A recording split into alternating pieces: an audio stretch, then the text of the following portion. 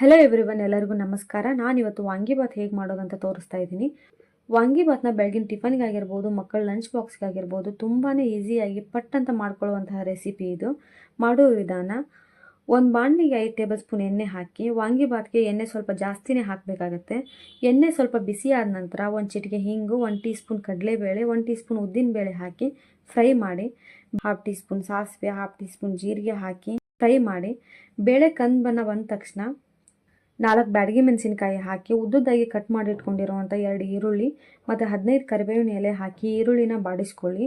ಈರುಳ್ಳಿ ಫ್ರೈ ಆದ ನಂತರ ರುಚಿಗೆ ತಕ್ಕಷ್ಟು ಉಪ್ಪು ಮತ್ತು ಕಟ್ ಮಾಡಿ ಇಟ್ಕೊಂಡಿರುವಂಥ ಬದನೆಕಾಯಿ ಹಾಕಿ, ಈ ಬದನೆಕಾಯಿನ ಕಟ್ ಮಾಡಿದ ತಕ್ಷಣ ನೀರಿಗೆ ಹಾಕಿಡಿ, ಇಲ್ದಿದ್ರೆ ಬದನೆಕಾಯಿ ಕಪ್ಪಾಗಿ ಹೋಗ್ಬಿಡುತ್ತೆ. ಬದನೆಕಾಯಿನ ಎಣ್ಣೆಯಲ್ಲಿ ಚೆನ್ನಾಗಿ 2 ನಿಮಿಷ ಫ್ರೈ ಮಾಡ್ಕೊಳ್ಳೋಣ. ನೋಡಿ, ಈ ರೀತಿ ಬದನೆಕಾಯಿ ಸಿಪ್ಪೆ ಕಂದು ಬಣ್ಣ ಬರೋವರೆಗೂ ಫ್ರೈ ಮಾಡ್ಕೊಳ್ಬೇಕು. ಬದನೆಕಾಯಿ ಫ್ರೈ ಆದಮೇಲೆ 1 ಟೀ ಸ್ಪೂನ್ ಕೆಂಪು ಮೆಣಸಿನಕಾಯಿ ಪುಡಿ ಹಾಕಿ ಮತ್ತು ನಿಂಬೆಹಣ್ಣಿನ ಗಾತ್ರದಷ್ಟು ಹುಣಸೆ ಹಣ್ಣನ್ನು ನೀರಲ್ಲಿ ಕಿವುಚಿದ ರಸವನ್ನು ಹಾಕಿ 1 ಟೀ ಸ್ಪೂನ್ ಬೆಲ್ಲ ಹಾಕಿ ಚೆನ್ನಾಗಿ ಮಿಕ್ಸ್ ಮಾಡಿ, ಇವಾಗ ಇದನ್ನು 5 ನಿಮಿಷ ಬೇಯಿಸೋಣ. ಹುಣಸೆ ಹಣ್ಣಿನ ರಸ ಹಾಕಿರೋದ್ರಿಂದ ಬೆಲ್ಲ ಹಾಕಿದರೆ ವಾಂಗಿಬಾತ್ಗೆ ಹೋಟೆಲ್ನಲ್ಲಿ ಮಾಡಿರೋ ಥರ ಟೇಸ್ಟ್ ಬರುತ್ತೆ.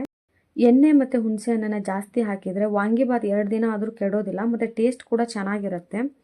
ನೋಡಿ, ಈ ರೀತಿ ಬದನೆಕಾಯಿ ಬ್ರೆಕ್ ಆಗಬೇಕು. ಇವಾಗ ಪರ್ಫೆಕ್ಟಾಗಿ ಬದನೆಕಾಯಿ ಬೆಂದಿದೆ. ಕೊನೆಗೆ 2ರಿಂದ 3 ಟೇಬಲ್ ಸ್ಪೂನ್ ವಾಂಗಿಬಾತ್ ಪೌಡ್ರ್ ಹಾಕಿ ಮಿಕ್ಸ್ ಮಾಡ್ಕೊಳ್ಳೋಣ. ನಾನಿಲ್ಲಿ MTR ವಾಂಗಿಬಾತ್ ಪೌಡ್ರ್ ಬಳಸಿದ್ದೀನಿ.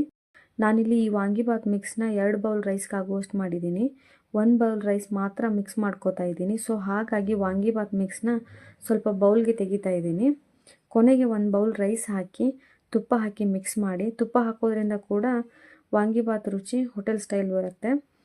ಉಪ್ಪು ಮೊದಲೇ ಹಾಕಿರೋದ್ರಿಂದ ನೋಡ್ಕೊಂಡು ಸ್ವಲ್ಪ ಉಪ್ಪು ಹಾಕ್ಕೊಳ್ಳಿ.